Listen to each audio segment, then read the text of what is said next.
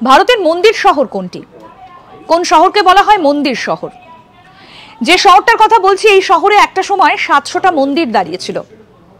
শহরটার নাম হচ্ছে ভুবনেশ্বর।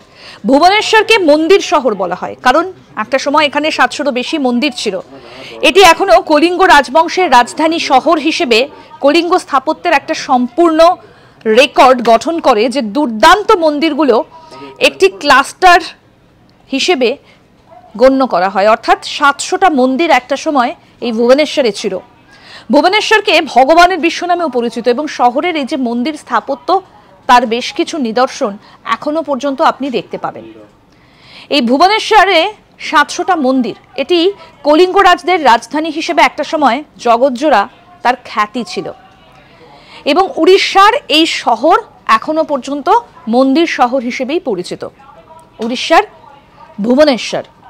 আর আমরা তো সবাই জানি যে পুরী এই উড়িষ্যাতে অবস্থিত, সেখানে জগন্নাথ দেবের মন্দির রয়েছে এবং প্রতি বছর প্রচুর ভক্ত সমাগম হয়।